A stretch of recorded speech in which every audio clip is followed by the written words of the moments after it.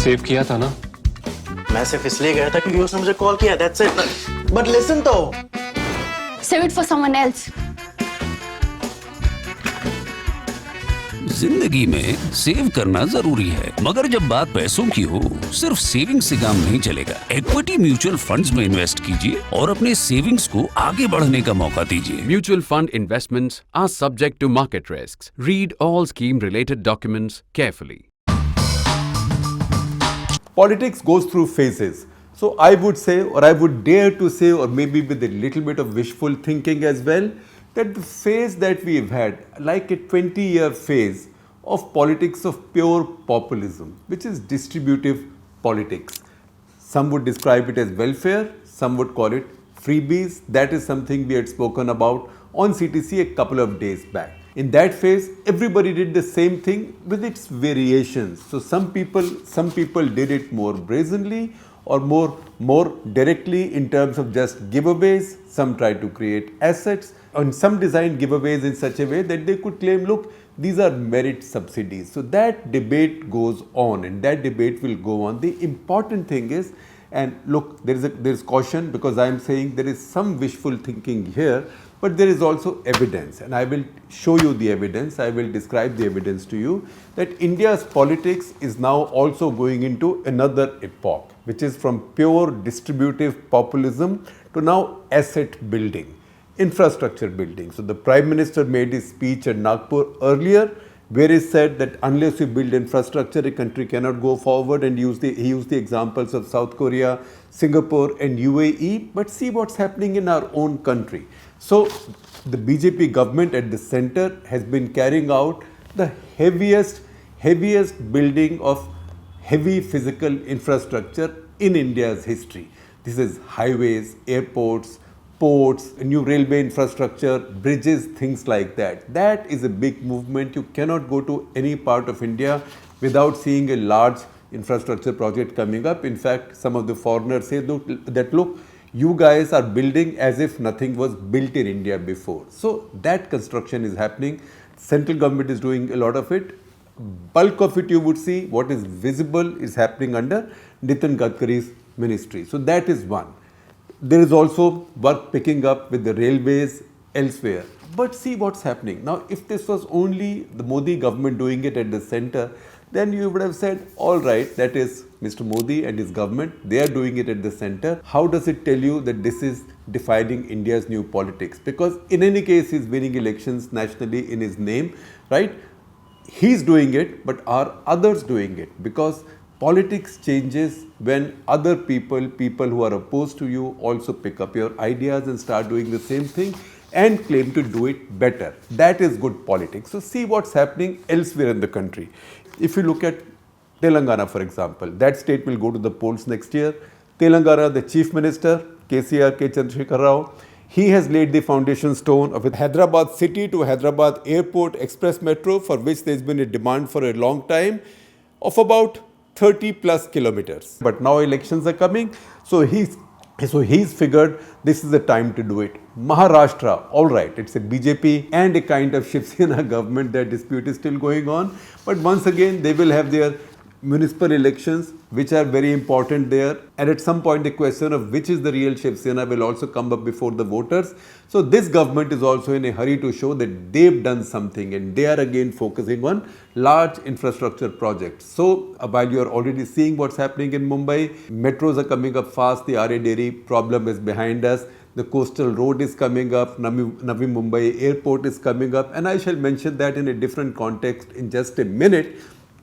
But all these projects are coming up. In the middle of all this, the Chief Minister of Maharashtra has said that he's going to build another 3,000 kilometers of highways connecting a majority of his 36 districts. So that is his internal connectivity as well. Central government, which is of the same parties as the state government, they have also announced a new Nagpur Goa expressway that will be 760 kilometers, which is longer than even the Nagpur-Mumbai expressway, more than half of which has already been built and was inaugurated, and the rest will come up in quick time. And similarly, other states are moving into the same competitive situation as well. We see that Andhra Chief Minister is trying to build his 3 new capitals, whatever the merits of the idea be. There will be a lot of building of infrastructure in that case.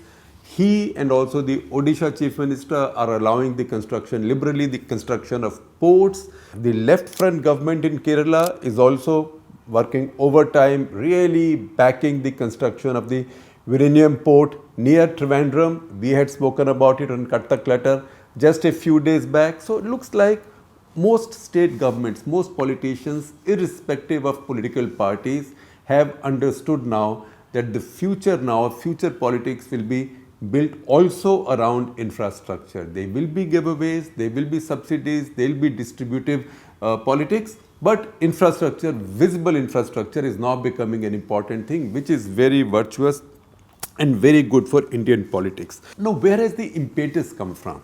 So once again, you have to give the credit where it's due. Impetus has come from Modi government, because Modi government is focused on building heavy physical infrastructure as no government has done in India, maybe since the early days of Jawaharlal Nehru, when the big dams were built.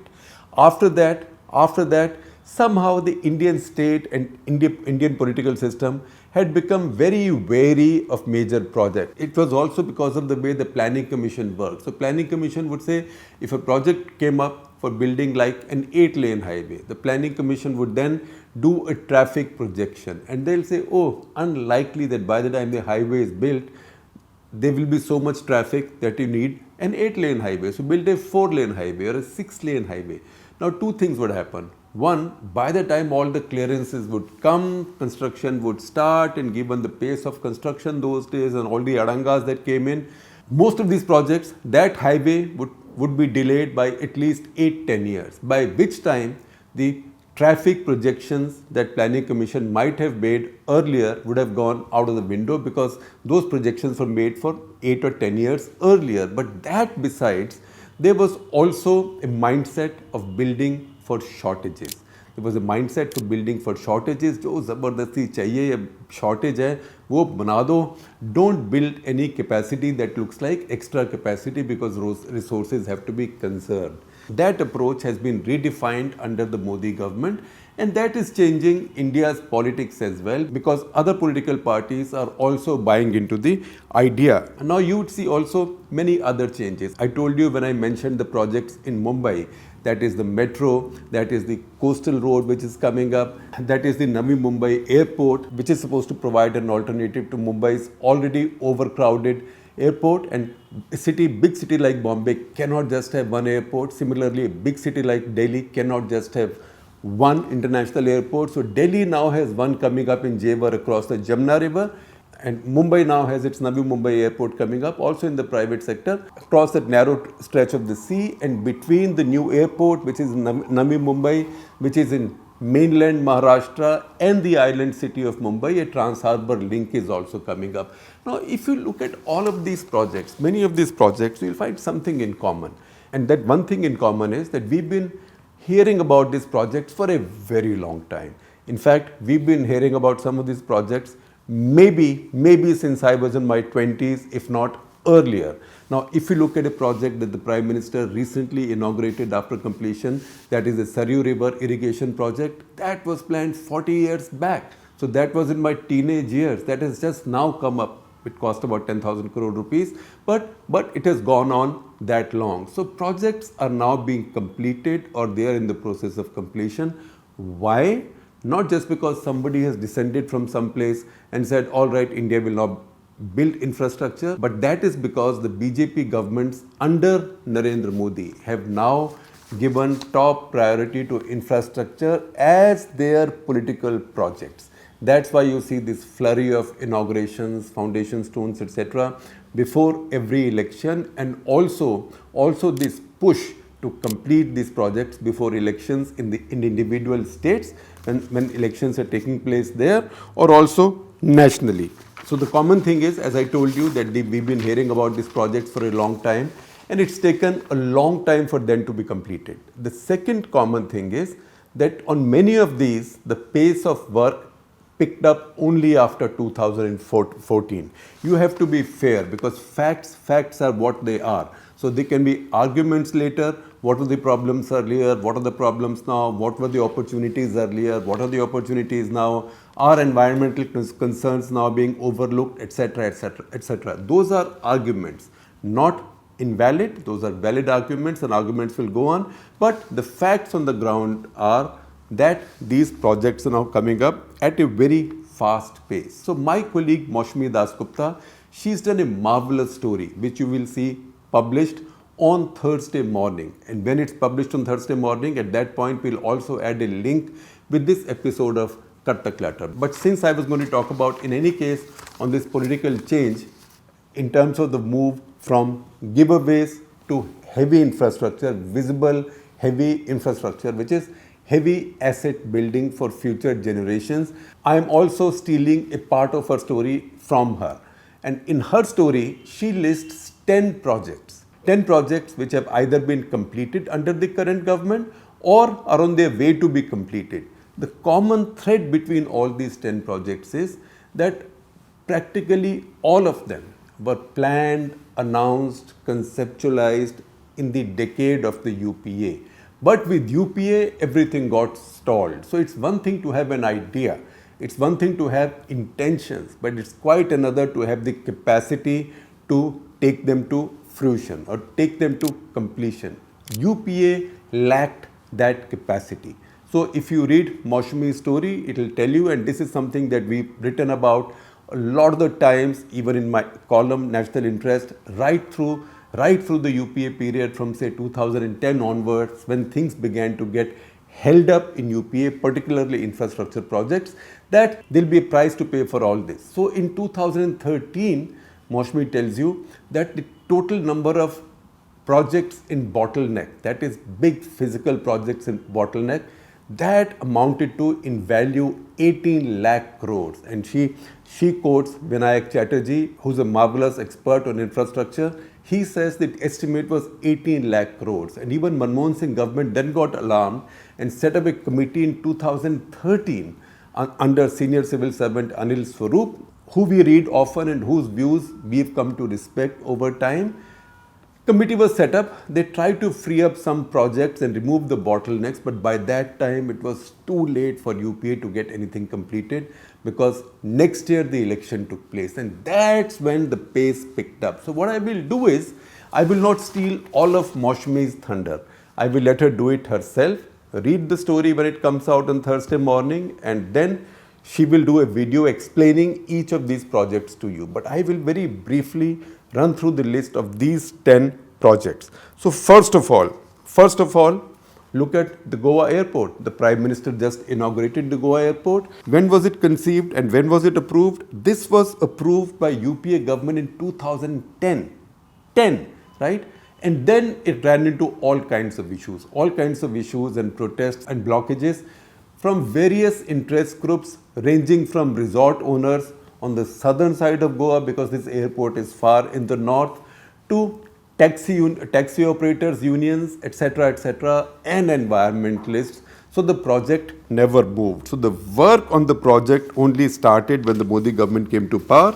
The airport has now been inaugurated, as you know, and obviously this will make a big contribution to Goa. This will also give a little bit of relief to Indian Navy. So because so far all civilian flying was taking place from the naval base at Dabolim. So it was constraining the Navy for its own flying time. It was also putting limitations on when civil aircraft could take off and land, because runways and the airport, and most importantly the airspace, had to be left free for combat aircraft flying, that is the naval aircraft flying. So that asset has now been added. Second, eastern and western peripheral expressways around Delhi. Now Delhi, winter pollution all the time, but winter pollution is a perpetual problem. So courts got involved. In 2005 it was decided, with the intervention of the Supreme Court, that Delhi will build 2 peripheral expressways. What those will do is, together the length was to be 271 kilometers. The idea was that traffic coming north to south and east to west, then that would not have to cross Delhi, it could go around Delhi. So traffic coming from UP going towards Punjab or Kashmir could go around Delhi. Traffic coming from north going south or to Bombay or even to UP did not have to come through Delhi, that will go around Delhi. So this had two wings. So Eastern Peripheral Expressway, 135 kilometers, that was to be in UP, and Western Peripheral Expressway, that was 136 kilometers in Haryana. Both of these got delayed in UPA times. Both were announced in UPA times. Construction started on both in UPA times. Eastern Expressway actually got delayed for a long time simply because nobody could figure out what toll will be charged, because these were all going to be private sector built highways or expressways. And then on the Haryana side, there were land disputes, there were disputes over right of way, there was some railway overbridge to be built, who will give the right of way, there was a dispute with contractor, there was litigation, so everything that can go wrong went wrong and both the projects got stuck. Now both projects came up, finally got concluded in 2018. So May 2018 the eastern one, November 2018 the western one. Similarly, Delhi-Meerut Expressway, that is number 3 on our list, just 96 kilometers, but that has cut the travel time between Delhi and Meerut from almost 3 hours to about 45 minutes. And then it has a massive upstream benefit because going to UP from Delhi has become that much faster and that much more efficient. That was part of the 7 new expressways Chidambaram promised in 2006 budget, and nothing moved after that. This has now come up in 2018, so that is good news as well. Then if you go ahead, you look at more, there is the Bogibeel Bridge in Assam. See the picture where it is. New bridges have come up in Assam. Jogi Ghopa, Saraighat. Saraighat had a bridge. It was like a railway bridge with just like a 1.5 lane of road bridge. 2 lanes, but naam ka vaste. Very narrow. And traffic used to be stuck there for a very long time. That bridge was part of the national highway construction which had gone on for a very long time. That was part of the north-south, east-west corridor. That got completed, the Saraighat bridge. Jogi Ghopa bridge, that is way down in lower Assam, but also Bogibeel bridge. Now that is very important because that connected upper Assam on the south bank of Brahmaputra with the north bank. So this was the Dibrugarh-Dhemaji bridge. Again conceptualized a long time back, sanctioned in fact in 1997. Deva Gowda, when he was Prime Minister, laid the foundation stone, but there was slow construction until 2002. Then it got stalled completely after 2004. Then work picked up after 2014. It's about a 5-kilometer bridge. The work is now completed.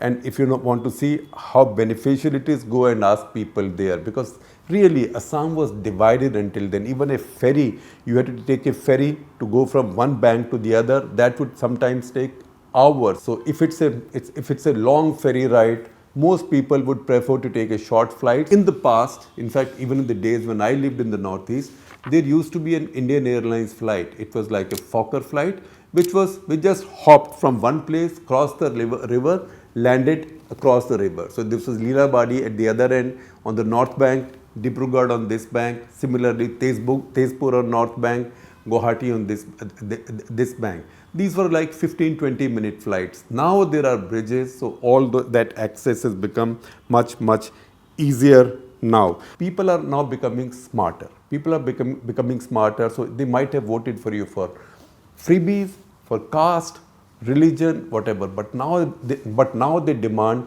something that looks tangible, something that's visible. So for me, a big learning lesson in one of our election trips was near Mirzapur, eastern Uttar Pradesh. There we found an under construction bridge on the Ganga which had been under construction for a long time. So Mulayam Singh started it. When Mayawati came to power, she stopped work on it. Then Akhilesh started it. Then someone else came to power. Then work stopped. So this was in fact, people used to laugh at it, calling it Baap Bete Ka Pul. That Baap ne shuru kiya, beta khatam nahi kar paya, ab phasa hua hai. So a lot of the projects got stuck like that in bad politics in the past. Now there is a lesson for politicians of all parties to get this moving. Then there are other cases that Maushami's story mentions, but I'd rather that you read the story and hear from her, but I list them. There is Pakyong Airport in Sikkim, 4,500 feet above sea level. Until then, Sikkim had no airport. You had to come to Bagdogra, drive 124 kilometers, and that road, particularly in monsoon, etc., could get blocked because there would be landslides. That has come up in 2018. That was planned. Foundation stone was laid in 2009. Right. So once again, planned by UPA, foundation stones laid by UPA, then stalled and now completed in the Modi era. Bidar-Kalaburagi rail lines. So my friends in Karnataka would understand this better. This was proposed in 1999-2000. For 16 years, nothing happened. Then work started suddenly in 2017. This was inaugurated. This cuts travel time between Bengaluru and Delhi, I am told, by several hours. This also cuts the distance between Bidar and Bengaluru substantially, and also between Bidar and Mumbai. So again, good for everybody. There is then the Bengaluru-Chennai Expressway, again first announced by UPA in 2011. Now work has started there, so let us see how long it takes, but work has just started there. It was in May this year that foundation stone was laid by the Prime Minister. Jewar Airport near Delhi, that was planned again earlier in UPA times, ran into all kinds of trouble. Then Mayawati came to power. She wanted to build her townships, modern townships in that same general area and Greater Noida, and there were property issues and there were land acquisition issues and Bhatta Parsol happened, etc., etc. And the project got stuck. That project is now under construction at quite a fast pace and looks like the first phase would be ready by January 2024. Then you come to number 9. That is the Dhola-Sadiya bridge. So again, look at Brahmaputra river. This is just the other extreme of Brahmaputra river, where Luit, which is a very mighty river and one of the mightiest tributaries of Brahmaputra, that comes in and forms the big Brahmaputra. So this bridge was built there. Again, a very mighty bridge, a 9 kilometer plus bridge, in fact 9.15 kilometer bridge with 3 lanes. And that is the bridge that really, besides providing connectivity to people and trade, that's also the bridge with the greatest strategic importance, because now, if need be, India can move forces from one side, from the plains, to the other side, to the Arunachal side, very quickly, including large armored forces, tanks, artillery guns, etc., etc. That again had been planned a long time back. In fact, it had been imagined or visualized almost 25 years back, but was stalled. That has been completed in 2017. That is what is now called Bhupen Hazarika Setu. And finally, the Kashmir Rail Link. Kashmir Rail Link again planned in 1995 in Narasimha Rao's times, and that is when Kashmir problem was at its peak, but didn't move anywhere. 2002, Vajpayee called it a project of national importance. Still very little moved. Then a little bit of work started under UPA, but went on very slowly. In fact, the world's highest archway railway bridge over Chenab River was visualized and planned in UPA times, but the work wasn't moving very fast. It's now that the work is moving, and chances are that sometime next year you will be able to go by train from Delhi to Srinagar. I'm told, in fact, on good authority, that the Prime Minister wants the first train to go to Srinagar from Delhi on 15th of August next year. That may or may not happen, but the possibility that this will happen next year is quite high. So if you visualize how India will look like a couple of years from now, and with that, my expectation is, or maybe wishful thinking, or maybe expectation tinged with wishful thinking, is that more and more political parties, not just the BJP, all political parties will then begin to see that building visible assets, building visible infrastructure assets is also a crucial element, maybe even a central element in competitive politics.